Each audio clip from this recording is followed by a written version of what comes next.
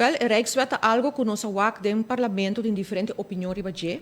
Me tenho bisa que no transcurso de tour ayanang mirando tantíssimo begrotingen bingi bai, al final agora aqui nós temos constatar que de nossa opinião nem mais, vamos ter uma entidade para por percurar para estruturalmente cumprir para Aruba de caso que não por lograr submeter não, mas o tour viaja, governo tá bem, governo tá bai, e agora que mais pior que nunca. Nós estamos com uma situação que quase vou por bisa chega num ano esse.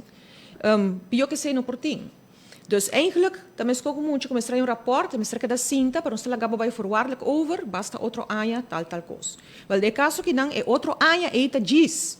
E nós também trata a begroting atual, com nota realístico no momento não aqui, e mirando todo o problema não que tem, de último anja, e muito em particular, agora aqui, nós quer para CFT e claro, Raad van Advies doen sua opinião riba je. E nós estamos com o ministro-presidente e o ministro de Finanças contestar, com a nota vai Hassisaki, então a nossa opinião é nota cumprir a hora com o que o governo mesmo se cumpre de entregar presupuesto realístico e nós mesmo controlar isso aqui.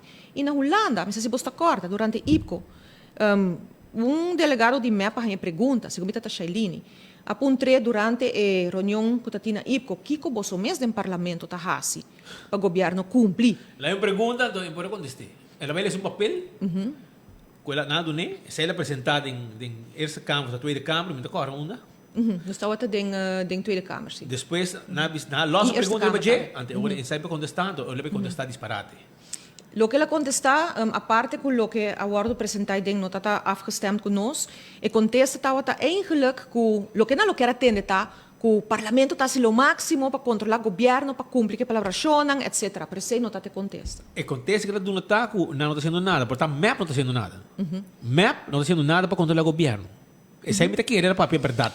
Mas a oposição sim está bezig. E pedindo reunião, pero não haya. Nós está pedindo várias reuniões que nós está haya, nós está pedindo rapport que nós está haya, nós está rapport que agora escondi no transcurso de tempo, agora que não está somente se de rapport que está tardando lunas com né, é um dia Aruba House, pero também no passado nós está o rapport de Carmabi, que também dura mais tempo, para mim como ministro-presidente admitir de reunião pública que ela preferirá para ter nele, para por bisa boco codec e não presente.